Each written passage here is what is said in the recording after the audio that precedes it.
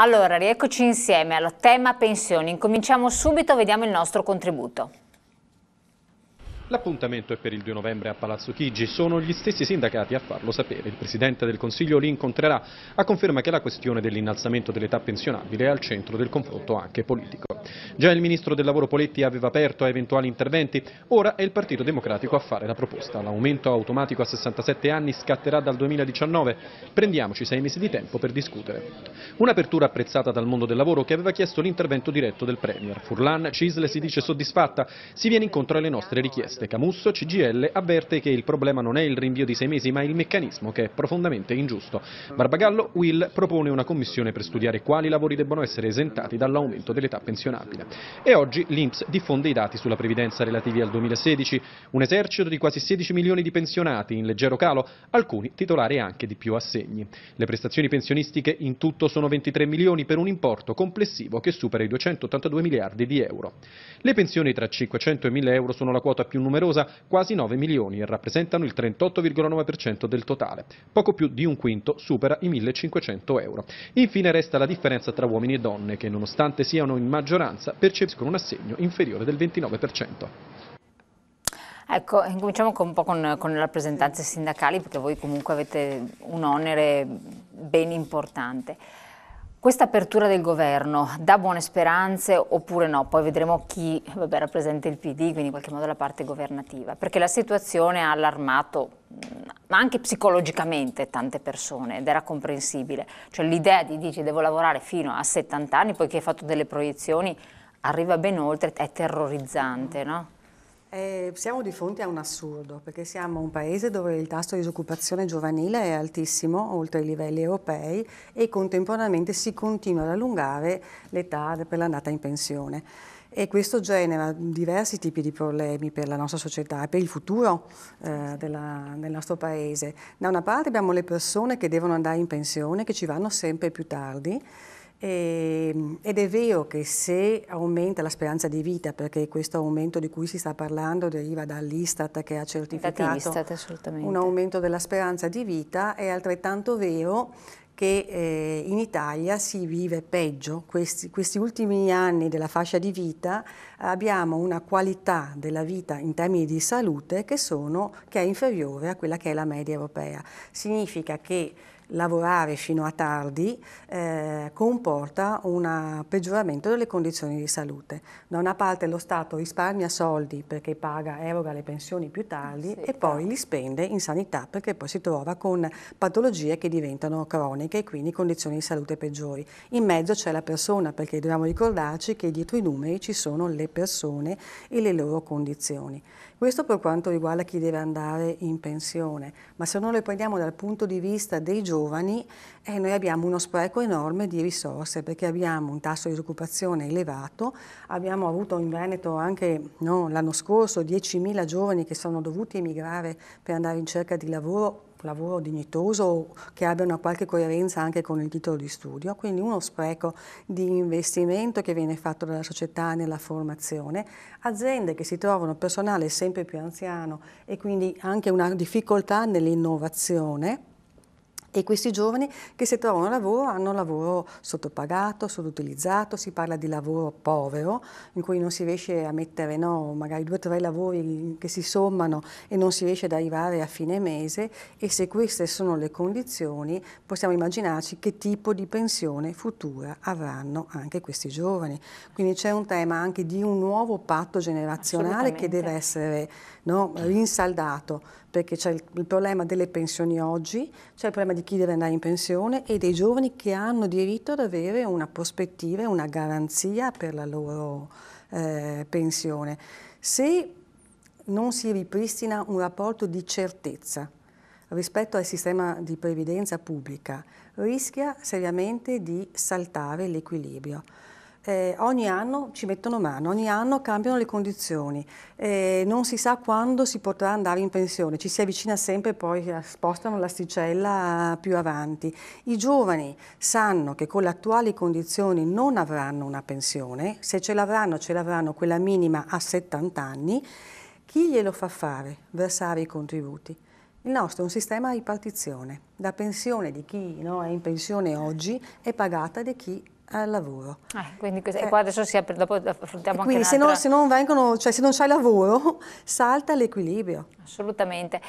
Oltre a queste problematiche è ravvisabile un altro tipo di questione, perché tanti dicono sì, se riesco a mantenermi il posto di lavoro fino a 67, 70, 70, cioè anche questa è un'altra questione, perché ci sono tanti che escono a 60 anni dal mercato del lavoro per una serie di questioni, non da ultimo crisi aziendali eccetera, e poi devono in qualche modo continuare a trovare un'occupazione per versare i contributi, quindi questa è un'altra questione grossa. Sì, perché non dimentichiamoci che in questi ultimi 15 anni il diritto del lavoro è stato rimaneggiato, nel senso che i diritti sono stati tolti, e anche questo è un grosso problema, perché attualmente le persone chiamano nelle nostre segreterie, ma non è che ci sia una preoccupazione settoriale. I nostri iscritti hanno già capito che bisogna superare certe categorie, nel senso che loro adesso sono molto preoccupati perché con la recente sentenza della Corte Costituzionale, dopo parleremo anche di questa, cioè c'è una preoccupazione continua, perché si materializzano dei scenari che sono molto preoccupanti. C'è il blocco delle pensioni, c'è questa sentenza della Corte Costituzionale, c'è il diritto del lavoro che negli ultimi anni è stato devitalizzato.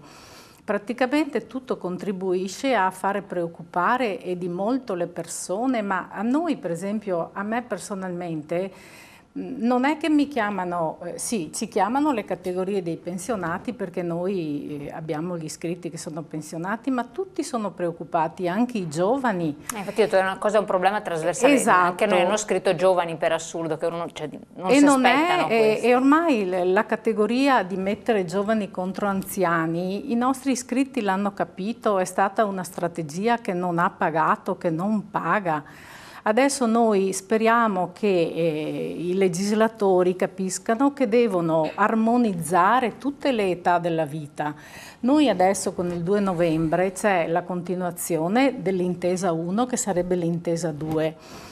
Nell'intesa 2 c'è anche il progetto di ricostruire una pensione accettabile per i giovani, perché non è possibile che i giovani siano in questa situazione e gli anziani c'è la tendenza a livellarli verso il basso. Dopo parliamo anche del discorso dei giovani.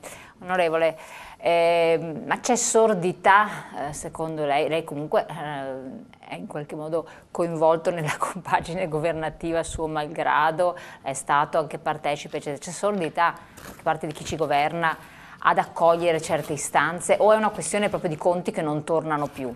Perché questo è un altro terrore, perché ormai c'è uno stato d'animo diffuso, tanto la pensione chi attualmente lavora non la prenderà mai, no? Una rassegnazione inconcepibile, però di fatto è così, oltre alla grande preoccupazione. Secondo lei? Secondo me, primo, il partito pensionati non è mai stato coinvolto in nessun provvedimento di nessun governo, di nessun colore. Punto. Secondo, i pensionati italiani in Italia sono i peggiori trattati dai governanti. In nessuna parte al mondo i pensionati e gli anziani sono così tanto maltrattati e maltrattati come in Italia. In Italia si paga il massimo dei contributi quando si lavora.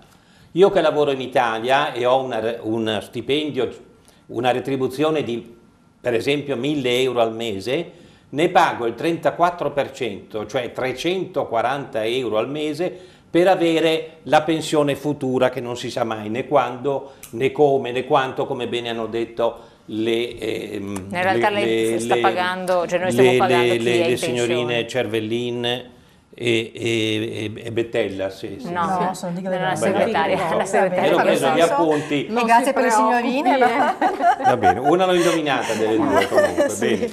Abbiamo rappresentanze di pensionati giovani. Sono un sacco di soldi che si pagano, è il massimo in tutto il mondo, e ci siamo dimenticati, non noi, i governanti tutti. e li metto tutti assieme, sia di centrodestra che di centrosinistra, che di centro, che di qua, che di là, partiti e non partiti, che tanto è lo stesso, sono loro che hanno il potere nelle mani, coloro che vengono eletti e verranno eletti fra 4 mesi circa. Questi governanti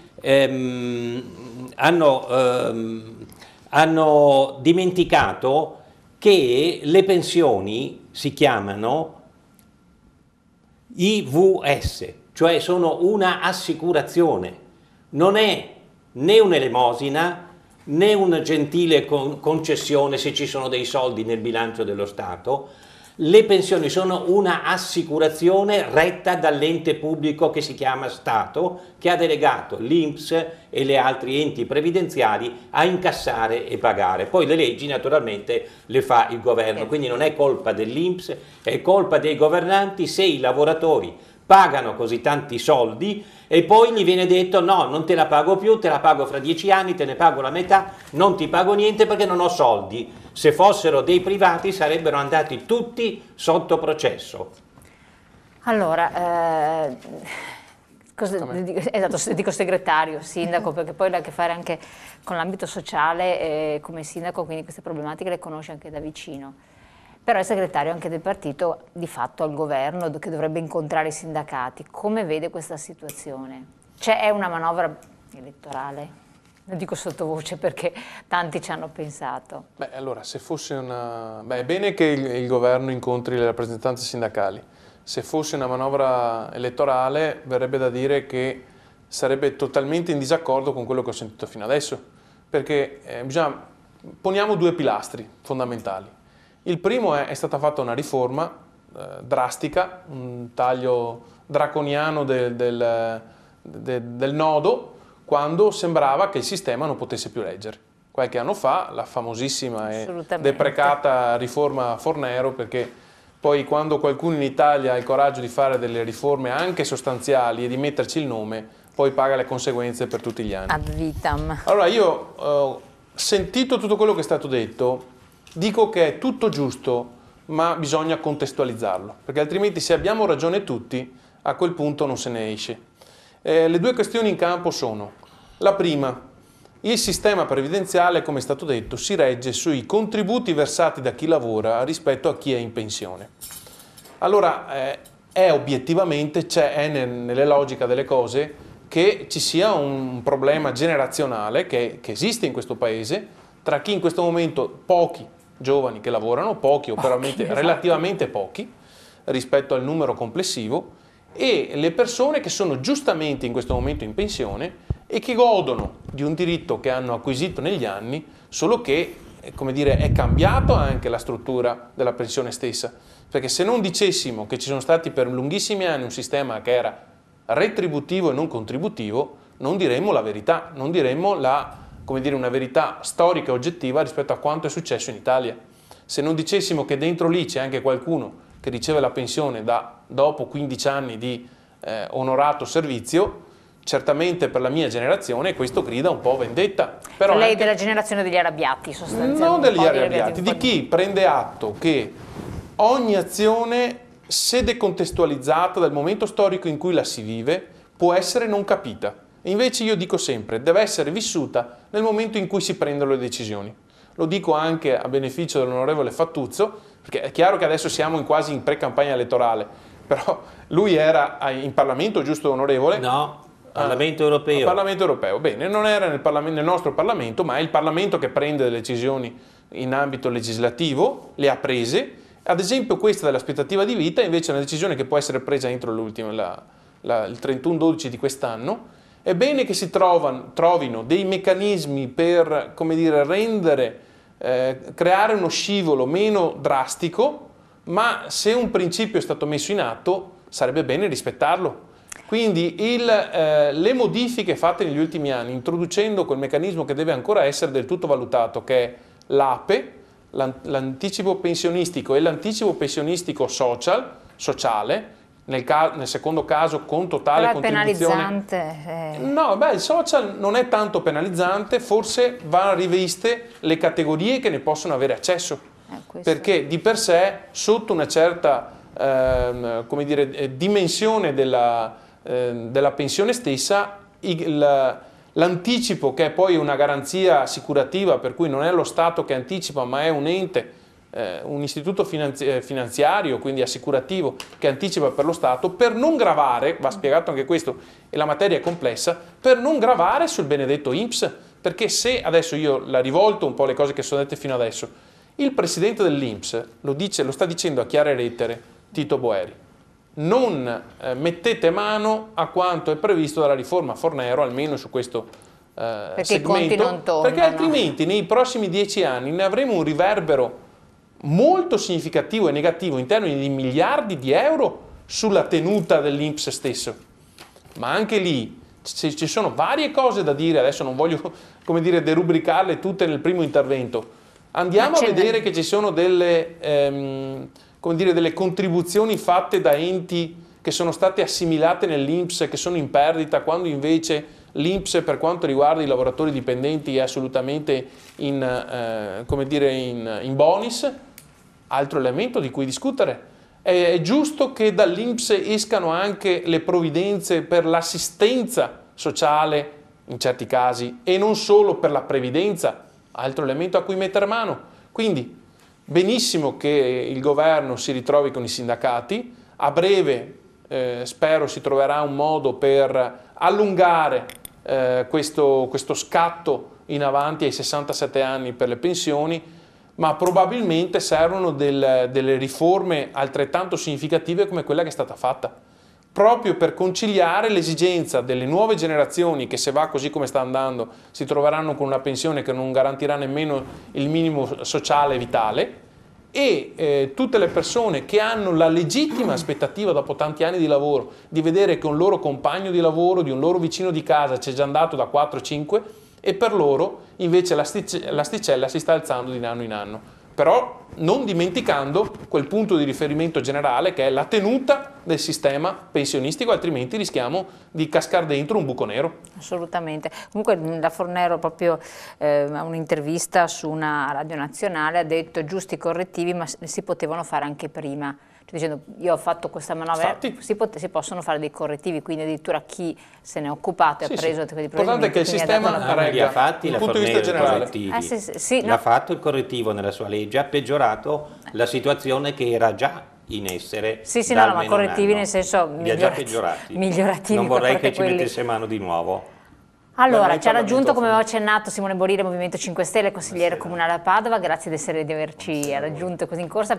Passo la parola a lei, perché dopo avremo anche alcune conti, valutazioni che appunto faremo con Rosanna Bettella. Voi Movimento 5 Stelle, da questo punto di vista, situazione pensioni, come vi ponete? Ma allora è chiaro che l'innalzamento dell'asticella ovviamente porta sicuramente a innescare una serie di dinamiche che per quanto ci riguarda sono folli, assolutamente. Prendiamo atto del fatto che è vero che il settantenne di una volta non è il settantenne di oggi, quindi questo dobbiamo prenderne atto tutti.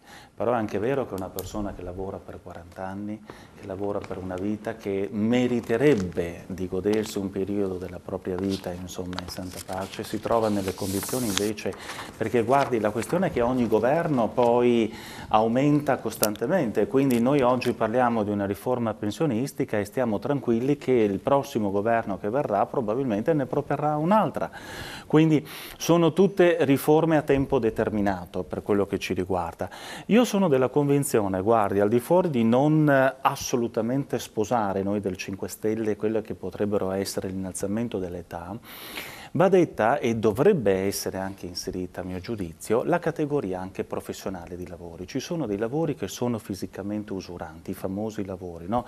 Perché io penso per esempio a determinate categorie professionali, quella edile per esempio, ma anche quella dei professori, perché non è il solo lavoro fisico in se stesso che rende l'uomo poi, che nel corso degli anni lo rende anche quasi incapace, no? Se vogliamo anche ad adempiere. Lei dice ampliare la categoria delle categorie. Ma sarebbe importante secondo me anche introdurre un processo di differenziazione, però la questione, vede, è molto ampia, la questione delle pensioni, perché noi abbiamo nella nostra storia le baby pensioni, abbiamo i famosi vitalizi, servizi, abbiamo anche l'INPDAP che è all'interno di tutto il circuito pensionistico e lì sono contributi figurativi, quindi la questione è estremamente complessa per quello delle pensioni. Io come primo intervento mi permetto di dire però che sarebbe opportuno anche sicuramente fare una riflessione sulle categorie professionali. Cioè ci sono determinate categorie professionali che è impensabile, ribadisco impensabile, pensare di portare alla pensione persone a 67-70 anni, attenzione, quando hanno svolto una vita di lavoro estremamente faticosi. Fisicamente non lo sono in grado, ma non solo i lavori fisicamente, ma parlo anche quello dell'insegnante. Guardi, io ho insegnato alle medie e alle superiori, adesso sono presi dall'università. Ecco, e io quando insegnavo le medie alle superiori, ma io le parlavamo assicuro, fuori onda prima. ma è veramente una stanchezza psicologica, cioè io non è che divido dal lavoro fisico al lavoro mentale, perché ci sono lavori e lavori. Che effettivamente uno a fine carriera, io vedevo le mie colleghe di 55 e 60 anni ed erano veramente stanche, cioè sebbene onoravano anche quello che era il loro lavoro, continuavano con passione, ma avrebbero preferito probabilmente anche un reinserimento in altri circuiti eventualmente. Io come posso vedere una maestra a 67 anni? Cioè insegnare a dei bambini eventualmente a 5-6 anni all'asilo. Però viceversa vediamo il medico per esempio, un medico, un chirurgo che ha 67 anni, 68 anni, io mi sentirei più al sicuro rispetto di uno invece che ne ha 35-30 che è un neolaureato, quindi ci sono categorie professionali e categorie. Però ribadisco il Movimento 5 Stelle anche prima, e guarda caso sono sempre loro perché parliamo delle super pensioni. Dopo ce n'è una cosa, perfetto, quello dopo parliamo di super pensioni perché sono allora. un'altra cosa che tutti continuano a trassalire e ci sollecitano. Andiamo in pubblicità, poi ritorniamo insieme con Rosanna Bettella che ci racconta anche che cosa ne emerge, alcuni casi insomma specifici, eclatanti, tra poco.